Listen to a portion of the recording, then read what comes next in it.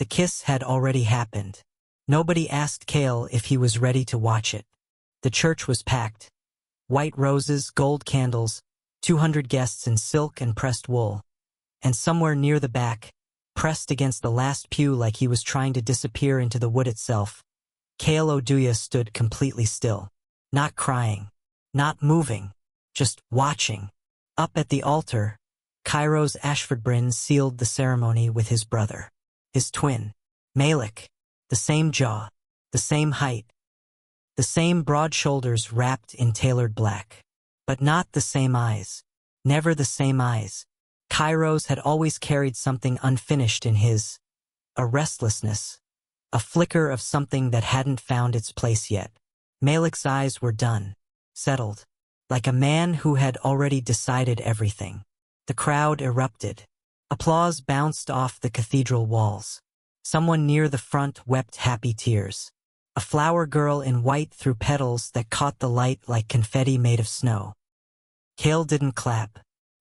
He pressed his fingers flat against his thigh and breathed through his nose. This matters. Hold it together. He had not planned to come. He had told himself, twice on the drive over, once more in the parking lot, that it was a mistake. That nothing good could come from standing in the same room where the man he had loved for 5 years married someone who wasn't him. But here he was. And the mistake wasn't coming. The mistake was bringing Leor. He looked down. Leor stood beside him, for years old, round-cheeked, wearing a little navy blazer that was already wrinkled from the car ride. He had Kale's quietness, Kale's stillness, but not Kale's eyes. Leor's eyes were silver.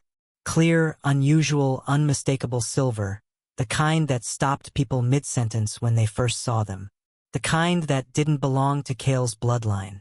The kind Kale had spent 4 years trying not to think too hard about. The crowd began to shift. Guests rose from pews, moving toward the aisle in waves of perfume and chatter. Someone laughed too loud near the front. The organ slowed to a gentle hum. The ceremony was over. Kale reached for Leor's hand. They needed to leave. Now. Before. Leor pulled free. Not dramatically. Just the quiet, determined way small children do when they've spotted something that belongs to them. He took 3 steps forward, right into the stream of guests filtering toward the exit, and stopped. Kale's chest locked. Leor wasn't looking at the flowers. Wasn't looking at the guests or the candles or the light falling through the stained glass like something out of a painting. He was looking at Kairos. Kairos, who had turned away from Malik for just a moment, just one unguarded second, and was scanning the crowd the way a man does when something in the air shifts without warning. Their eyes met. Not Kairos and Kale. Kairos and Leor. The applause kept going. The guests kept moving. The organ kept humming. None of it touched the silence that dropped between those two. A grown man in a tailored black tuxedo and a 4-year-old boy in a wrinkled navy blazer, standing 12 feet apart in a church full of people who noticed absolutely nothing. Kairos stopped moving. His new husband was still talking beside him. Malik murmuring something to a guest, one hand already resting on Kairos' lower back with the quiet confidence of ownership, and Kairos didn't hear a word of it. Because the child's eyes, those silver eyes, what hurts most isn't betrayal. It's the moment you realize you were never part of the decision at all.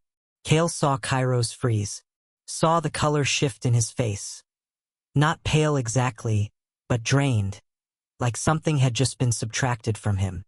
Saw his hand go still at his side, fingers half curled, like he'd forgotten what he was reaching for. Malik noticed too. His eyes tracked the direction of Kairos' gaze. Smooth, unhurried, the way a man looks when he's already cataloged a situation before anyone else noticed it existed. His expression didn't change. Not a single muscle. That was worse. Kale grabbed Leor's hand again, pulled him gently, firmly, toward the side exit.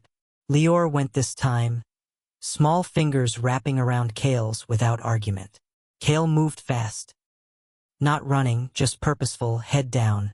cutting along the edge of the crowd where the light was dimmer and the guests were too wrapped up in their own conversations to track a quiet man and a small boy slipping toward the door. 15 feet. 10. He could feel the exit. Could feel the cold outside air waiting on the other side of that heavy wooden door. 5 feet. Then Lior stopped. Kale looked down.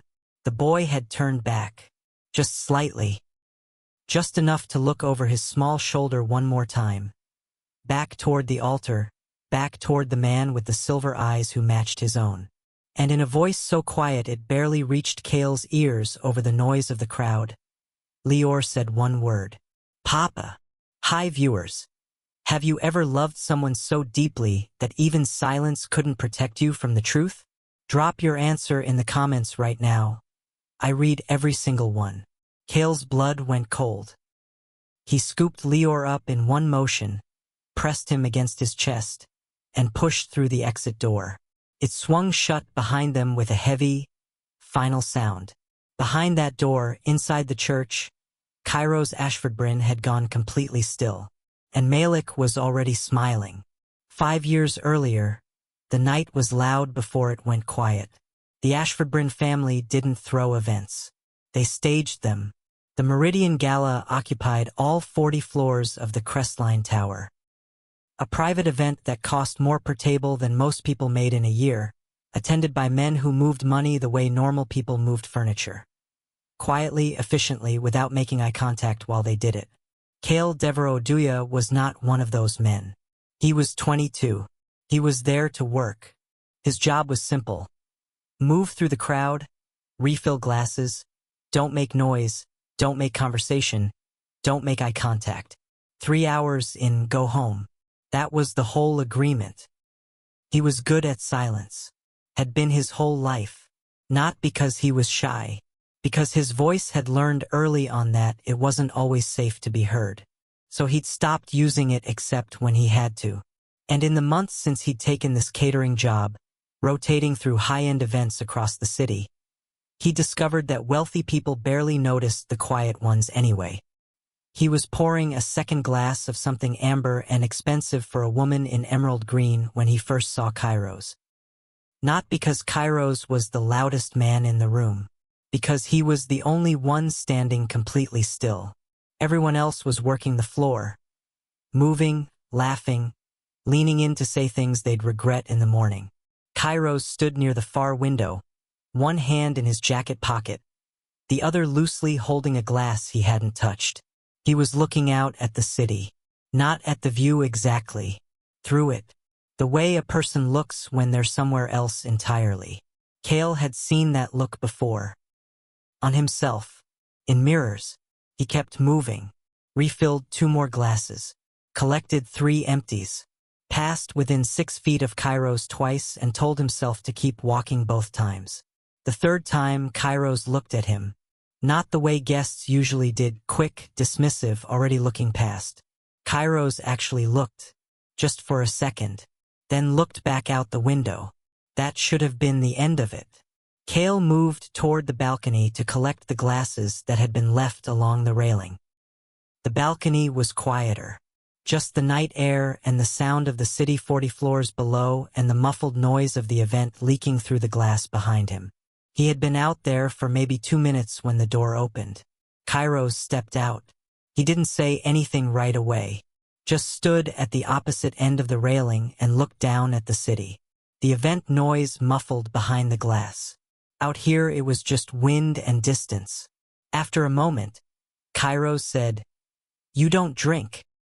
Kale looked up, shook his head. Good instinct for tonight. Cairo's set his own untouched glass on the railing. Half those people would sell their grandmother if the price was right. Kale almost smiled. Cairo's glanced over. "You're quiet." Kale held up 2 fingers, a small gesture. He did this sometimes instead of explaining. Cairo's read it immediately. "You don't talk much, or you can't." Kale considered. Tilted his hand. Both a little. Something shifted in Cairo's face. Not pity. Not discomfort. Just understanding. Like that information settled somewhere in him without friction. "I talk too much," Kairos said. And none of it matters. They stood there. The city hummed below them. Somewhere inside, someone gave a toast and the crowd applauded. Kairos exhaled slowly. My brother is sealing a deal tonight that I didn't agree to. I didn't even get asked. I just found out what had already been decided. He wasn't talking to Kale specifically. He was just talking. The way people do when they've been holding something too long and the pressure finally finds a crack. That's how it works in this family, Kairos said. You don't have a voice. You just have a role. Kale looked at him. Kairos looked back. And something passed between them that neither of them had words for. Or in Kale's case, words he could use. Some connections aren't loud, but they leave the deepest mark. What happened next wasn't planned. It was barely even spoken. It was just two people in a quiet place, feeling the weight of lives that had been decided for them, and finding, for one night, something that was entirely their own. Kale was gone before the sun came up. He left the way he always left things, carefully, without drama. He straightened the sheets, put on his jacket, and on the small notepad from the nightstand, he wrote 4 words, tore the page out and left it on the pillow. He didn't look back. On the drive home, he told himself it meant nothing. He almost believed it. Back in the tower suite, Kairos woke to an empty room and a square of white paper. He picked it up, read it, sat with it for a long time in the gray morning light, the city noise rising up 40 floors below. He read it again. Then he did something he hadn't planned on doing. He started looking. He asked the catering company for a name. They gave him a different one, mixed up paperwork, wrong assignment log. He checked the sign-in sheet from the event floor. The name had been written in handwriting he recognized from the note. He had a name, but not an address, not a number, nothing, just 4 words on a piece of paper, and the certainty that he had let the wrong person walk out the door. Down the hall from that suite, in the room adjacent, the one booked under a different name, a shadow moved past the window. Malik Ashfordbryn set down his glass. He had heard everything from the balcony, and he was already thinking, back in the church. 30 minutes after the last amen, most of the guests had gone. The caterers were stacking chairs near the back. White rose petals lay scattered across the aisle runner like something that had been beautiful before it got walked on. 2 of Malik's men stood near the main doors in dark suits, watching the exits with the quiet efficiency of people who were paid not to draw attention. Kairos hadn't moved from the front of the room. Malik had. Malik was now near the second pew, speaking quietly into his phone, one hand flat against the wooden back like he was steadying himself, or steadying the conversation. His expression was smooth, controlled, the face of a man who had already processed what he'd seen and filed it away somewhere useful. Kairos was still replaying it.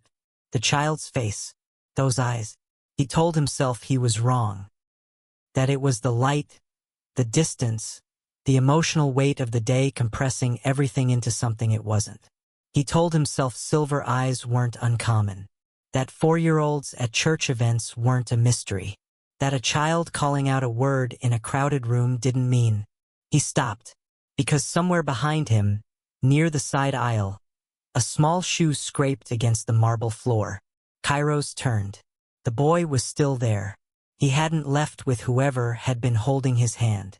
Or the hand had slipped. Or he'd chosen not to go. He was standing between 2 pews, half hidden, watching Kairos the way children watch things that they've already decided belong to them. Kairos took 1 step toward him. The boy didn't move. Up close. Much closer now than he'd been during the ceremony. The detail wasn't subtle. It wasn't a trick of light or distance or an emotional mind finding patterns in coincidence. The child's eyes were silver, the exact shade, the exact shape. The same ring of pale gray around the iris that Kairos had seen in his own reflection every morning for 31 years. His breath came out uneven. This is important. Pause on that. Hey! His voice came out softer than he intended. He crouched, got to eye level. "What's your name, little man?" The boy looked at him with the total, unblinking confidence of someone who had already decided this was safe. "Lior. Lior." Kairos turned the name over. "Where's your—" The boy's small hand shot out and grabbed Kairos' sleeve. Just grabbed it. No hesitation. No preamble. Just a 4-year-old's fist wrapped around expensive fabric, holding on the way children hold things they're afraid will disappear. Kairos couldn't move. He didn't want to pull away. He didn't understand why. He just crouched there with this child's hand on his sleeve and felt something in his chest do something he couldn't name. Malik ended his call. He turned. Saw Kairos crouching in the aisle with the boy. His expression didn't shift. Not 1 degree. He walked over slow, measured steps and stopped behind Kairos with both hands clasped in front of him. "Whose child is this?" he asked. His voice was pleasant. The way a scalpel is pleasant, precise, clean, made for cutting. "I don't know yet," Kairos said without standing. Malik looked down at Lior. Lior looked up at Malik. Something passed between them that had nothing to do with warmth. The boy's grip tightened on Kairos' sleeve. Malik smiled.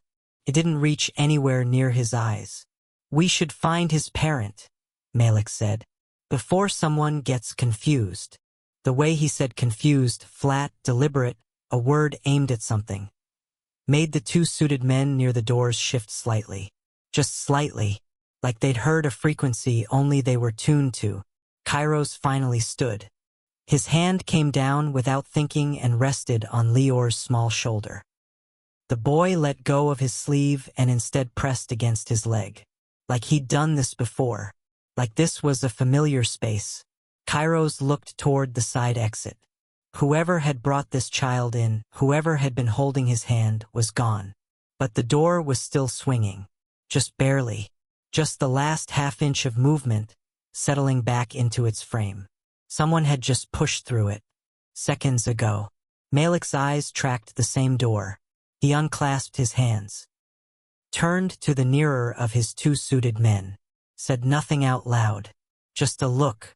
The man moved toward the side exit without a word. And Kairos, standing in the middle of the aisle with a silver-eyed child pressed against his leg, felt the exact shape of the moment he was in, and understood with cold and total clarity that this was no longer the day he had planned. The town was called Demero, not small enough to be quaint, not large enough to be anonymous. It sat 3 hours north of the city in the kind of geography that doesn't make maps until someone gives it a reason. 2 main roads, a grocery, a library with Thursday reading hours, and a row of narrow houses that backed up against a creek that flooded every March.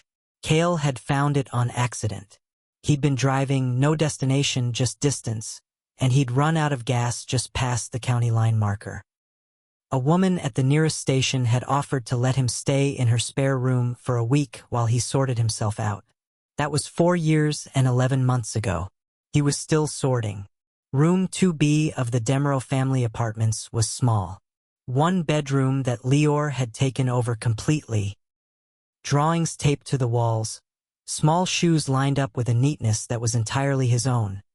A mobile of paper stars hanging from the ceiling fan because Kale had made it one night when Lior couldn't sleep and the stars had become non-negotiable. The couch pulled out into a bed. That was Kale's. He didn't mind. He'd learned to sleep light. He'd learned to budget tight. He'd learned which grocery sales cycled on which days and which neighbors watched Lior on mornings when Kale picked up shifts at the print shop on Route 9. He'd learned to build a life out of what was actually available to him, not out of what he'd hoped for. Lior was 4 years and 3 months old. He was quiet like Kale, not silent but measured. He chose words the way you choose steps on ice, carefully, one at a time, making sure the surface held. He had Kale's dark skin and Kale's stubborn patience and absolutely none of Kale's ability to blend into a room. Lior walked into spaces like he was already supposed to be there. The silver eyes helped. People noticed them constantly. In the grocery store, at the library on Thursdays, on the playground where Lior attended the small community preschool 3 mornings a week. Adults would crouch down to speak to him and then look up at Kale with that particular expression. That slight recalibration, and Kale had learned to smile before they could ask the question. "He's mine," the smile said. Full stop. It was mostly true. Everything Lior was, the stubbornness, the careful speech, the way he stacked his shoes, was something Kale had shaped. Everything Kale had poured into 4 years of sleepless nights and careful choices and staying in a town he had no reason to be in. All of it lived in Lior's posture. In the way the boy folded his small hands when he was thinking. In the way he held space without demanding it. Sometimes survival means disappearing. Even from the people you love. One evening, the week before the wedding, though Kale hadn't known about the wedding then, Lior had been sitting on the kitchen floor with his paper and crayons. He drew the way most 4-year-olds drew.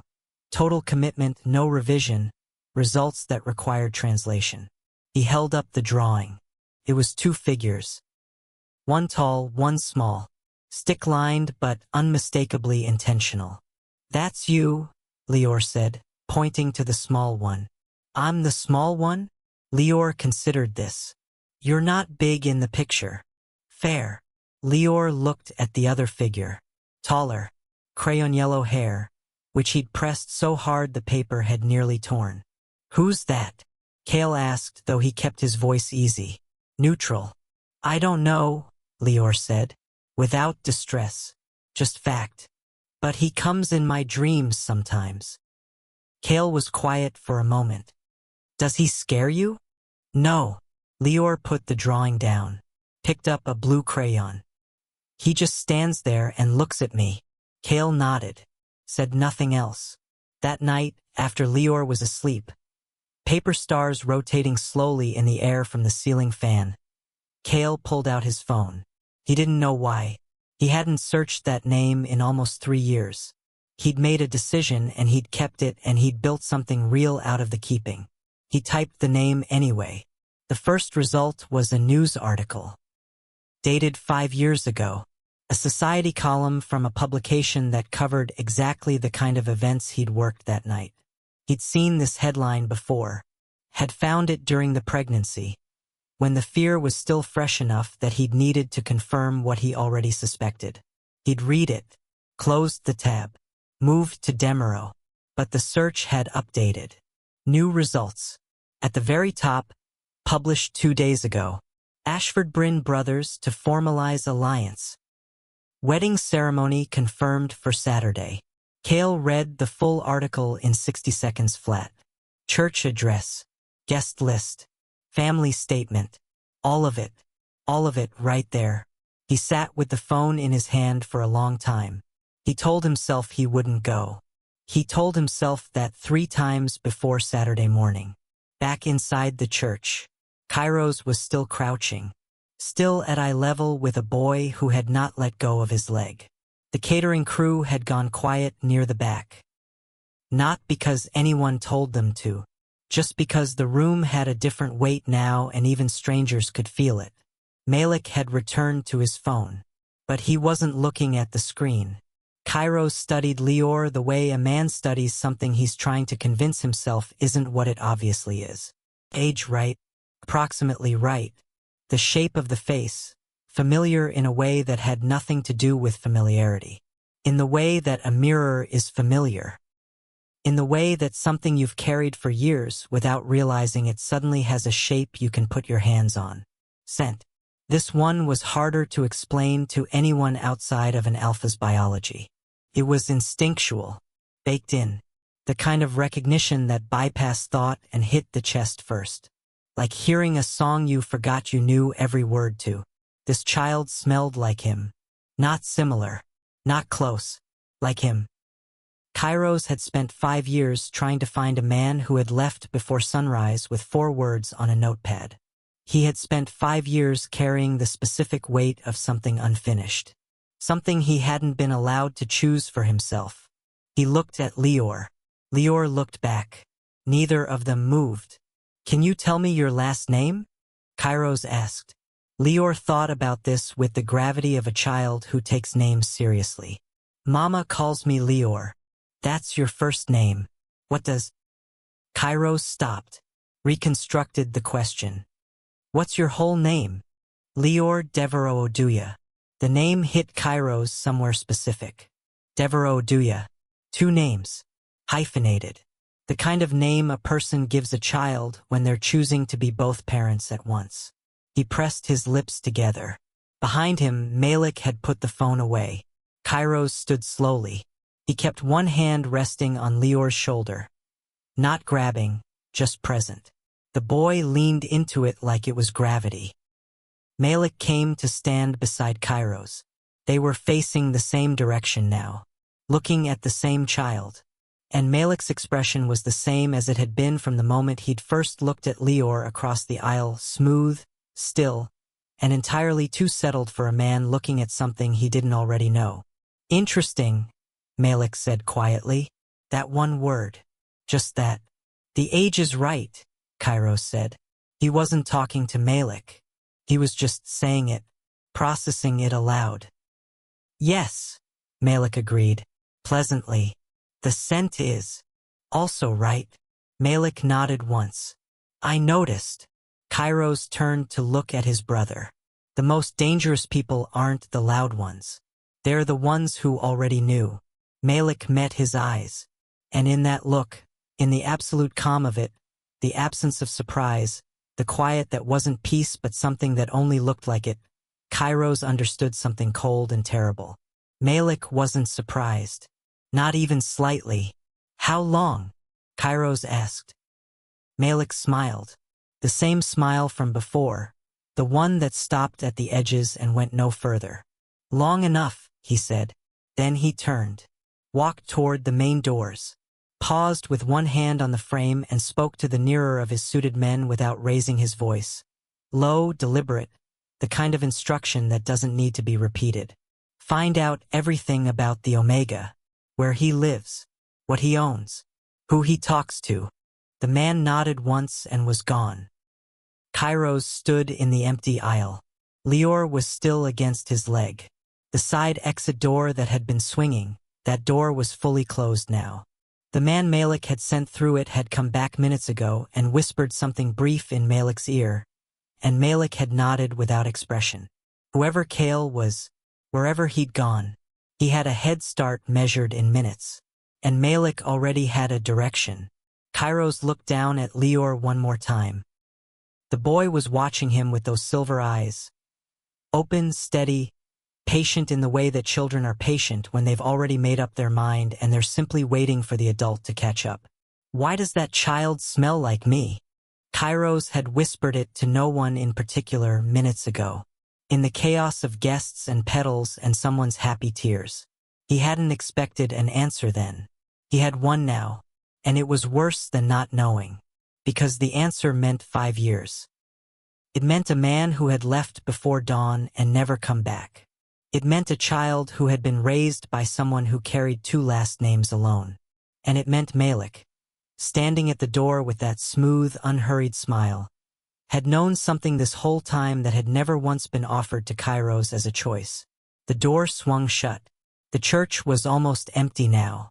Lior slipped his small hand into Kairos and held it, like it was exactly where it was supposed to be.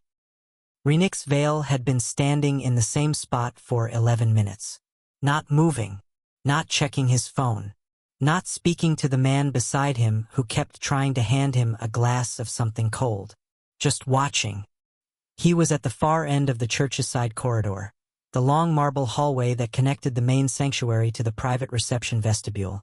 And from where he stood, at the right angle, he had a clean sight line through the cracked sanctuary door.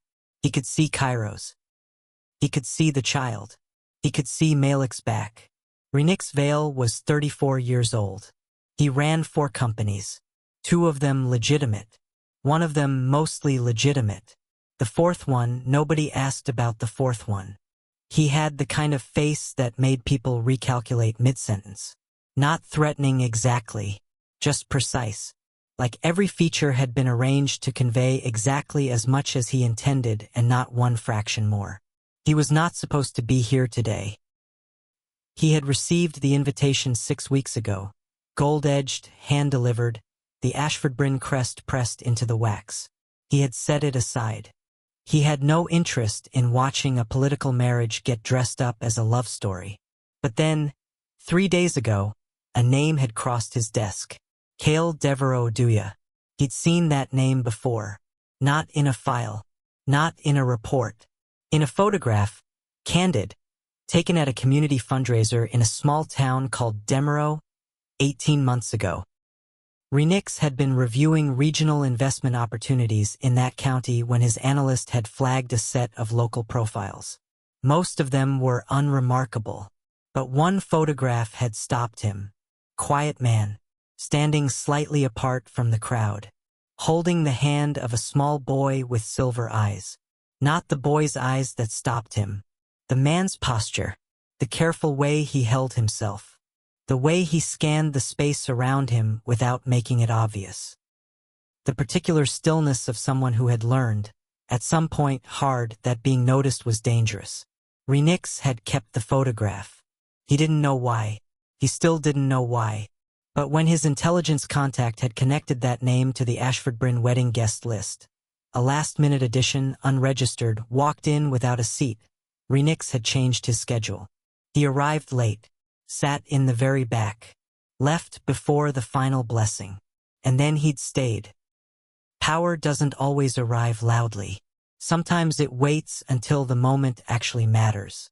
Through the cracked door, he watched Malik walk toward the main exit, watched the suited man receive his instructions, watched him move. Renix looked at the man beside him. Kale Joubert, his head of private operations, who had been handing him the same untouched glass for 3 minutes now.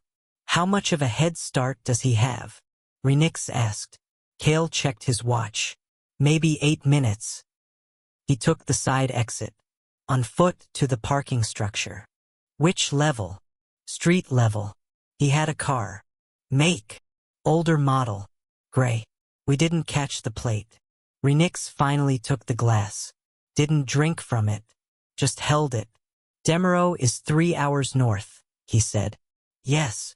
Malik's man will be behind him within the hour. Yes. Renix set the glass on the window ledge, straightened his jacket. Then we leave now. Kale didn't ask questions. That was why Renix kept him. They moved down the corridor, not fast, not slow, and out through the service exit that Renix had identified on his way in. Because Renix always identified the exits first. Always. Behind them, inside the sanctuary, Kairos was still standing in the aisle, still holding a small hand, still putting the pieces together in the order they were arriving. Renix didn't look back. He had already assembled the picture. The child was Kairos. Kale had raised him alone. And Malik had known. Probably longer than anyone in that room wanted to admit. Malik collected information the way other men collected assets. He filed it, waited, used it at the exact moment it yielded the most return. The child wasn't a surprise to Malik. The child was a resource. That was what made Renix's jaw tighten as he stepped into the pale afternoon light outside the church. Not anger, calculation. Renix had spent 12 years watching men like Malik Ashfordbryn turn human beings into instruments. He had watched it happen to people who had no idea the hand being offered was the same one holding the lever. He had watched it and noted it and stayed out of it, because it was not his business and the world ran on exactly that kind of pragmatic distance. But Kale Devereaux Duya had a 4-year-old with silver eyes and no idea how fast that church was now moving toward him. And for reasons Renix had not yet examined too closely, that made it his problem. "I'm not here to observe," he said to Kale as they reached the car.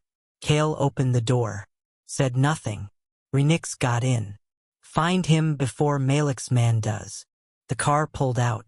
The envelope arrived at the Ashfordbryn estate at 9:47 the following morning.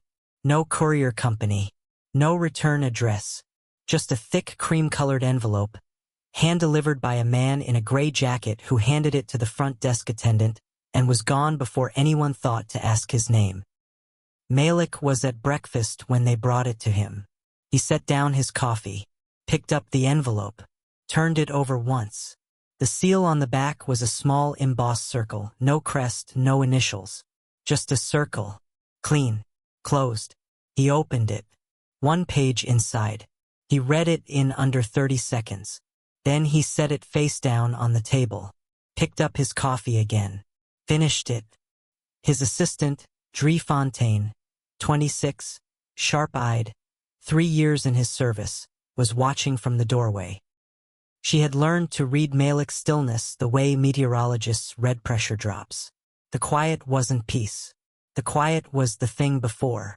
"Call the lab director," Malik said. "The results came back?" she asked carefully. "They confirmed." He set down the cup. "The child is Cairo's." Dre waited. "And Cairo's doesn't know yet," Malik continued. "Which means we have a window." She wrote nothing down. She never wrote anything down in these moments. "What kind of window?" Malik finally looked up. "The Harlan Agreement," he said. "The block votes. Do you remember what the holdouts wanted?" Dre thought for exactly 2 seconds. A bloodline heir. Direct alpha lineage. Documented. Correct. She understood then. The shape of it. The thing she was standing at the edge of. The Harlan Agreement was a political consolidation that Malik had been working for 2 years. A coalition of old money families and private sector power brokers who controlled a corridor of influence that Malik needed to cement the Ashford-Bryn position at the top of their particular food chain. The holdouts, 3 families, old-fashioned, immovable on one point, required verified lineage. A legitimate heir in the Ashford-Bryn line. Documented and confirmed. Cairo's had no children. Until now. Until a 4-year-old boy with silver eyes had walked into a church and grabbed the wrong man's sleeve. Sometimes winning isn't victory. It's just a different kind of trap with better lighting. "The child would need to be brought in," Dre said. Carefully. "Yes. And the Omega." Malik's expression didn't shift. "The Omega is a complication. Complications get managed." Dre looked at her shoes for a half-second. Looked back up. "And Cairo's?" she asked. This was the question. The real one. Malik stood, straightened his jacket, walked to the window that overlooked the estate's front drive, the fountain, the iron gate, the long lane of trimmed trees that framed the approach like a procession towards something that had already been decided. "Cairo's will be upset," Malik said. "He'll feel betrayed. He'll want to make choices." He paused. "He'll get over it." That was the moment Dre understood that she was working for a man who had never once, not once, considered Cairo's a partner in anything. Not in the business. Not in the marriage. Not in any of the years they had spent in the same family, the same rooms, the same name. Cairo's had always been a component. Functional. Necessary. Pointed in the right direction at the right time. And Malik had orchestrated the whole thing with the patience of a man who measured time and outcomes.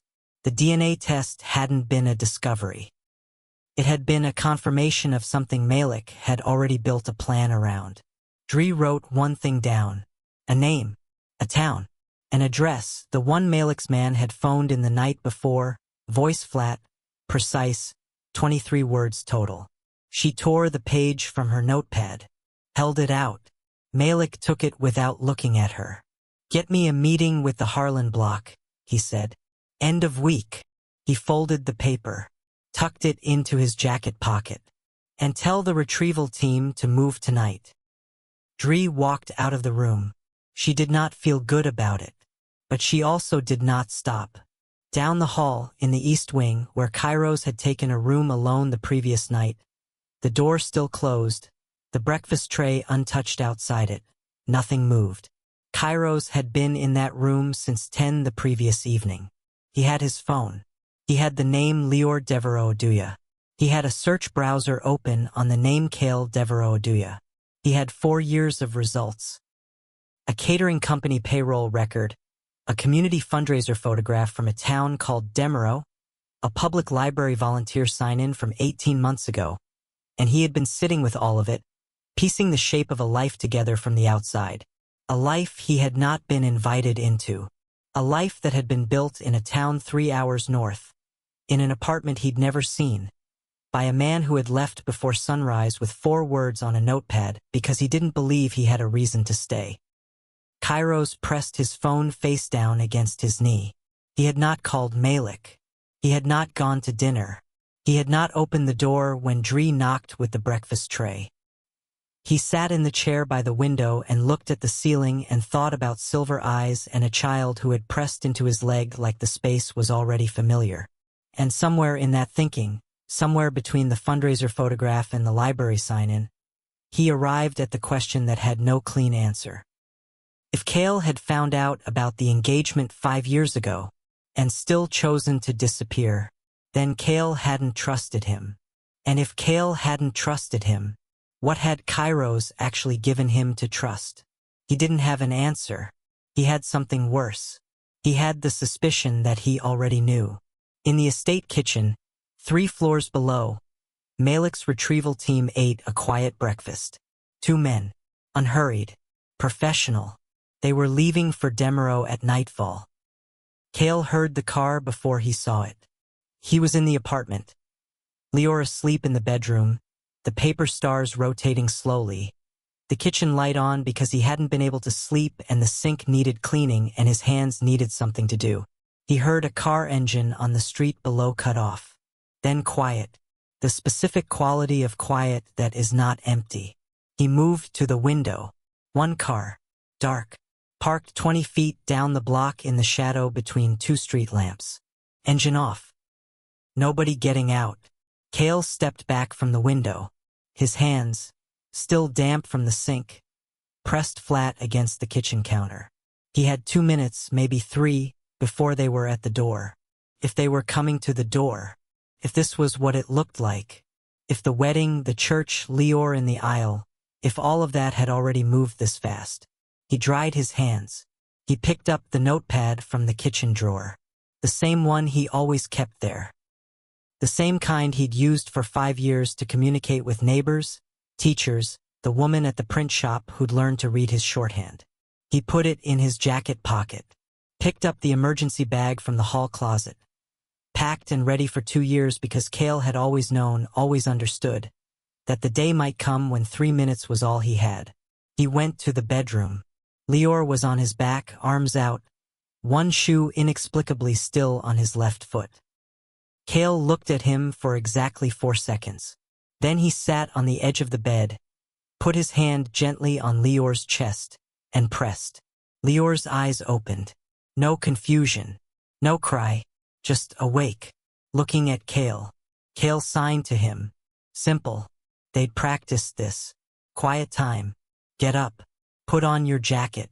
Lior sat up. Then downstairs. A knock at the building's front door. Single knock. Professional. The kind that's not asking. Kale moved. He had Lior in his arms and the bag over his shoulder and was through the kitchen to the building's back staircase in under 40 seconds. The back staircase was narrow and unlit and smelled like old paint, and it was exactly why Kale had chosen apartment 2B over the larger one on the 3rd floor when he'd first moved in. He went down fast, pushed through the back exit into the alley. Cold air. Distant traffic. The alley was empty. He turned left. He had walked 2 blocks. Lior pressed to his chest, silent, head tucked under Kale's chin the way the boy had learned to ride these moments without asking questions. When a car pulled up alongside him, slow, matching his pace, Kale stopped. The window came down. The man behind the wheel was not one of Malik's suited men. Kale didn't know how he knew that immediately, but he did. Malik's people had a particular blankness. This man had the opposite. Something attentive, present, like he was reading the situation as it moved and adjusting in real time. I'm not with them, the man said. Kale stared at him. My name is Kale Joubert. I work for Renix Vale. A pause. He's in the back seat. He'd like to speak with you. The back window came down. Renix Vale. Kale had never seen him in person, but he knew the name. Everyone in certain circles knew the name, the same way you know the names of weather systems.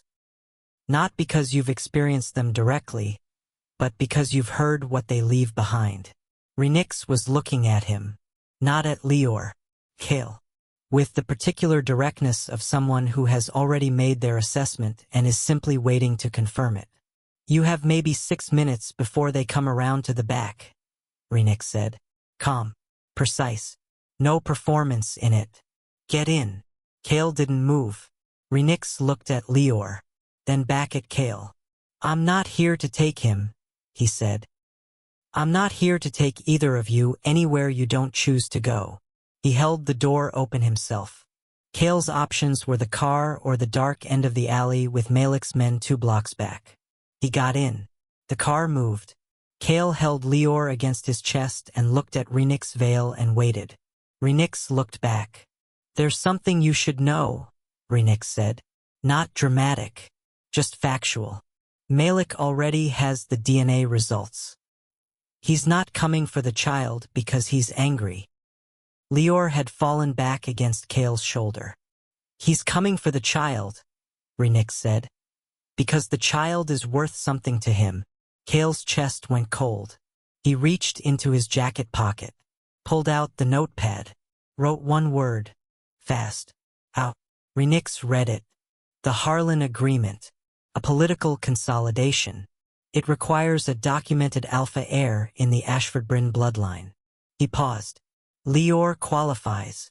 Kale stared at him. Wrote again. Does Kairos know? Renix was quiet for a beat. No, he said. Another beat. But he's been in his room since last night going through every photograph of you he could find on a public search browser. Renix looked out the window. That's not a man who knows. That's a man who's trying to understand why he didn't. The tragedy wasn't that they were separated. It was that neither of them believed they were worth being found. Kale looked down at Lior. The boy's eyes were closed now, breathing slow. He wrote, I left because of the engagement announcement. Renix read it, didn't respond right away. He didn't know about the announcement until after it was already published, Renix said finally. Malik handled the press release. Kale's hand went still above the notepad. Renix watched him process that. He searched for you, Renix said. After the gala. He looked for months. Kale didn't write anything. He just sat. And in the silence, in the moving car on the dark road out of Demeraux, the weight of 5 years shifted. Didn't disappear. Didn't resolve. Just shifted. Rearranged itself into a shape that was somehow heavier and lighter at the same time. He had believed one thing. He had built a life on top of that belief. And the belief was wrong. Renix said nothing else. He understood when silence needed to be left alone. The car moved north. Behind them, back in Demeraux, 2 blocks from the apartment building's back exit, a dark car sat with its engine running. The 2 men inside exchanged a look. They'd missed him. Barely. One of them picked up a phone. Dialed. On the other end, in the east wing of the Ashford-Bryn estate, a phone rang. Not Malik's. Kairos. He picked up on the second ring. They're gone, the voice said. Kairos sat forward in the chair. Where? We don't know.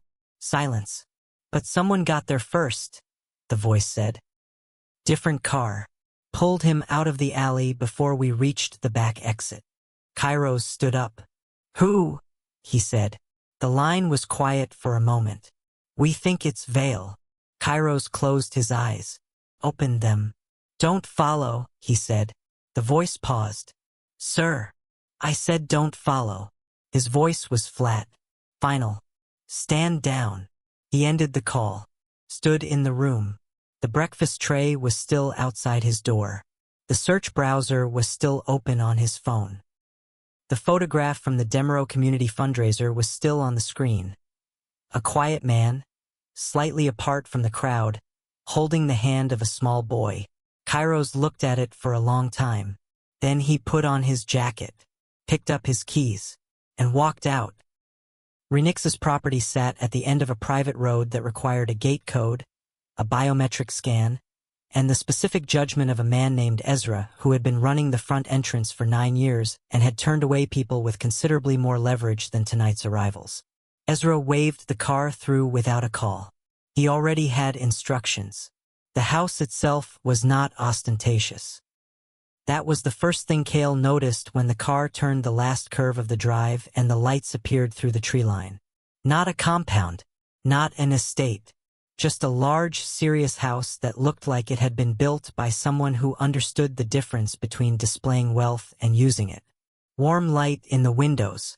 Someone had already turned them on. Cale brought the car to a stop at the front entrance. Renix got out first. Held the door for Cale. Not performatively, just practically, because Cale was carrying Lior and the bag and didn't have a free hand. Cale stepped out. Lior stirred. Looked up. Looked at the house. Looked at Renix. "Are we staying here?" Lior asked. Renix looked at Cale. Cale looked at Lior. He signed, "For tonight." Lior accepted this and put his head back down. They went inside. The interior was quiet. Clean lines. Bookshelves that had been read, not staged. A kitchen visible at the far end of the main hall. Lights on. Something on the counter that looked like it had been left deliberately. Food. Water. The kind of arrangement that says someone anticipated your arrival and prepared for your comfort without making a show of it. Renix led them to a room on the ground floor. Large enough. Simple. A bed that was already made. A small lamp on the nightstand. Cale set Lior down on the bed. The boy was asleep before Cale had pulled off his shoes. Cale straightened. Turned. Renix was standing in the doorway.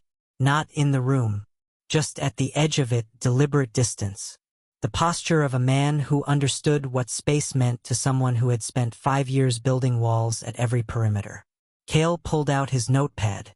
Wrote, "Why are you doing this?" Renix read it. Took a moment.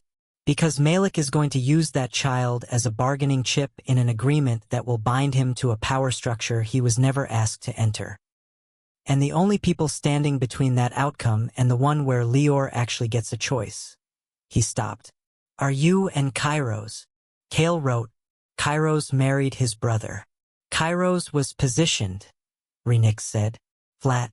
"There's a difference." Cale looked at him. "I've watched Malik work for 7 years," Renix continued. "He doesn't love anyone. He allocates people. Kairos was allocated. You were a variable he needed to eliminate. Lior became a resource the moment he walked into that church." Cale's jaw tightened. He wrote, "And what do you want? Real power doesn't destroy loudly. It removes the ground beneath you and makes sure you land somewhere better." Renix looked at the notepad. Looked at Cale. "I want Malik to lose the Harlan agreement," he said simply. "The block depends on 2 things, the heir and the alliance's stability. If the alliance is compromised, the heir becomes leverage without a foundation. The whole structure collapses." He paused. "I've been removing pieces of that foundation for 3 months. Quietly, financially. A withdrawn investment here. A revised contract there. 2 of the 3 Harlan families have already been given better terms. From a different direction. That make Malik's offer unnecessary." Cale stared at him. Renix held his gaze. "The 3rd family is the holdout," Renix said. "They won't move without the heir confirmation. But if Kairos publicly contests the validity of the alliance, if he makes a documented statement that the marriage was a structured agreement rather than a personal union, the 3rd family loses their legal grounds to require heir documentation." Cale wrote fast. "That destroys Kairos' reputation too." "Kairos' reputation was already being built on a lie," Renix said. "This replaces it with the truth." Cale looked at Lior. The boy was breathing slow and even. One arm out, fingers loosely curled. The paper stars from the Demeraux apartment were still in the bag. Cale had grabbed them on instinct. The thing Lior would ask for first when he woke up confused in a strange room. He had been making those kinds of decisions for 4 years. The small ones. The ones that held everything else up. He wrote one more thing. Renix read it. His expression didn't change, but something behind it shifted. Something that wasn't calculable. He looked at Kale for a long moment. Then he said, "I'll call him." And Kale hadn't written a question this time. He'd written a name. Kairos. At 2:14 in the morning, Kairos' phone rang. He was already in his car. Already on the road north. Already 90 minutes out from a property he'd pulled from a registration record connected to Renix Vale. Because Kairos, for all the ways he had been outmaneuvered, had not been outmaneuvered tonight. He picked up. "He wrote your name," Renix said. Kairos kept driving. "That's all I'm going to tell you," Renix said. "He wrote your name. The rest is between you two." The call ended. Kairos pressed his foot down on the accelerator. At the estate, Malik was on his third call of the night. His retrieval team had missed the target. His contact at the Harlan block had just told him that the second family was wavering. And somewhere, in a direction he hadn't yet triangulated, Renix Vale was moving pieces. He knew it. He could feel the shape of it. The way you feel weather before it arrives. He set down his phone, poured himself a drink, looked at the wall. He had built this plan across 2 years. He had placed every piece. He had accounted for Kairos' sentiment, Kale's silence, the child's existence, the timing of the wedding. He had not accounted for Renix. That was a mistake. And Malik Ashfordbryn did not make mistakes twice. He picked up the phone again, dialed a different number, the one nobody knew he had. Kairos arrived at 4:09 in the morning. The gate opened before he reached it. He didn't know if that was Renix or the man at the front post or some system he wasn't cleared to understand. He drove through, parked, got out into the dark and the cold and the sound of nothing in particular. Just trees and the distant creek and the specific silence of a place that had been built to keep the world out. Renix met him at the door. No handshake, no greeting, just a look that said, "This is your situation, not mine." "I am standing aside." He led Kairos down the hall, stopped at a door, knocked twice soft, a pause. Then the door opened. Kale. He was still in his jacket. Like he hadn't fully decided yet whether he was staying. His notepad was in his hand. His eyes were not afraid exactly, not relieved. They were the eyes of a man who had been holding something at arm's length for 5 years and was now standing close enough to set it down. They looked at each other. Renix took one step back, then another. And then he was gone down the hallway, leaving 2 men standing at the threshold of a room where a 4-year-old was asleep surrounded by his father's jacket over his shoulders and a bag of paper stars propped against the nightstand. Kairos looked past Kale at Lior. He couldn't help it. The shape of the boy in the lamplight. The arm out, the curled fingers, the total, defenseless piece of a child who trusted the person watching over him completely. Did something to Kairos' chest that he didn't have words for yet. He would. He'd find them. He looked back at Kale. He said, "I searched for you." His voice came out rougher than he intended, like it had been sitting in his throat for 5 years waiting to be used. Kale's hand moved. He wrote without breaking eye contact. "I thought you chose him." "I never chose him," Kairos said. "I didn't choose any of it." Kale looked at the notepad, looked up, wrote, "I found the announcement." "I was already..." He stopped, crossed that out, started again. "When I found out, I thought the night meant nothing to you." "It meant everything," Kairos said. "I spent months looking for you." The tragedy wasn't that they were separated.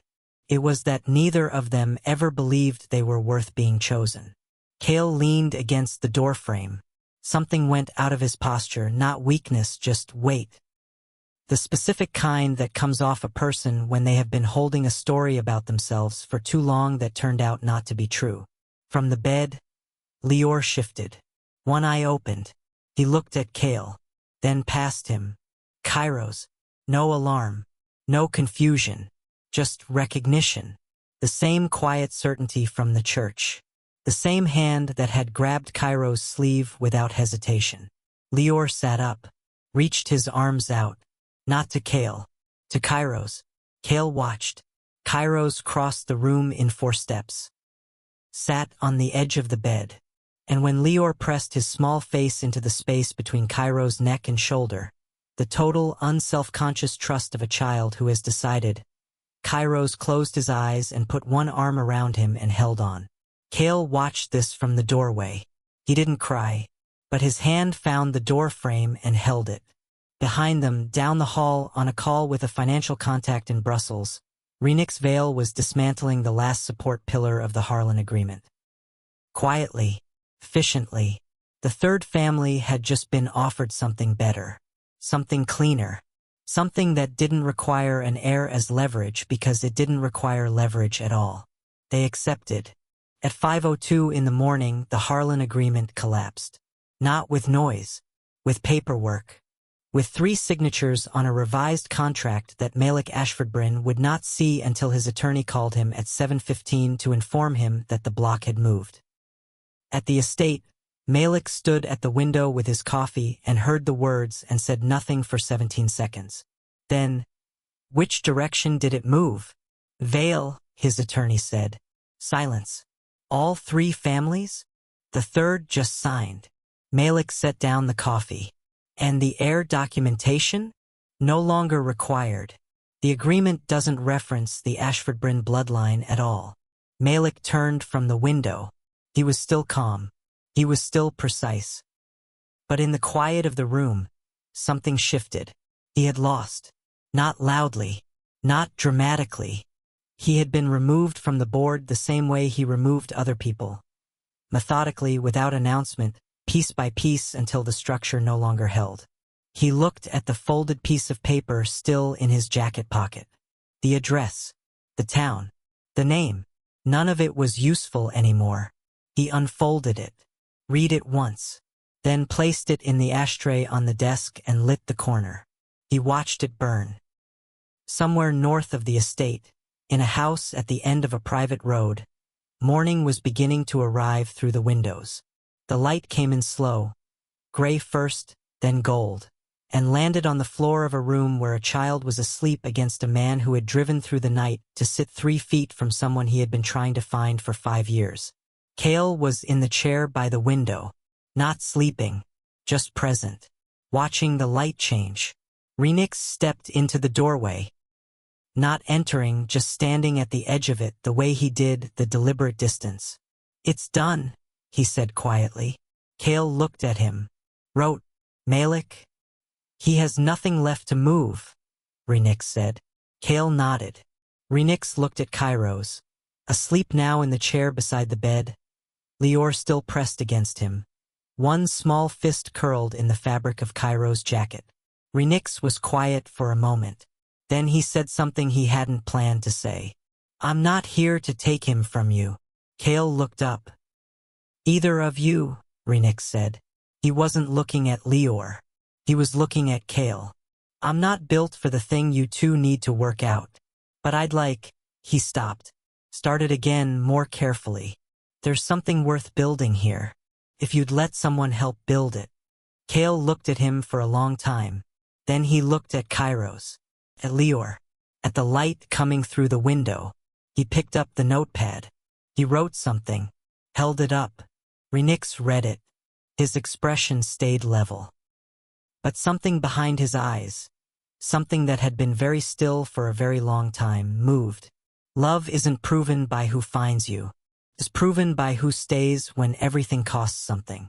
Kairos stirred, opened his eyes, looked first at Lior. Still there, still breathing, still present. Then looked up, saw Kale, saw the notepad in Kale's hand. The words on it tilted toward Renix. He couldn't read it from the chair. What does it say? Kairos asked quietly. Kale lowered the notepad. Looked at Kairos. Looked at Renix. Then he turned the notepad so Kairos could read it too. Kairos read the words. He sat still for a moment. Then, slowly, the way someone moves when they are choosing not to rush the thing, he reached out his free hand. Toward Kale. Not grabbing. Just open. An offer. A question. The kind that doesn't need words. Kale looked at it. Then he crossed the room and took it. Lior slept on. The light kept coming through the window, and in the hallway behind them all. Quiet, unhurried. Renix Vale set his hand against the doorframe and let the morning arrive. And just like that, 5 years of silence, one stolen night, one impossible child, and a power structure that crumbled before dawn. All of it landed here, in a room full of light, in a choice nobody forced. If this story moved something in you, if you have ever loved someone in silence, raised something precious alone, or waited for a truth that took too long to arrive, share this with someone who needs to hear it.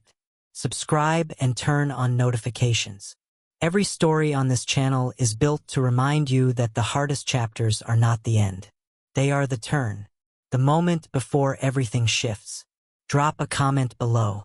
Tell us, have you ever made a decision based on something you believed was true, only to find out the whole story was different? Your words might be exactly what someone else needs to read tonight.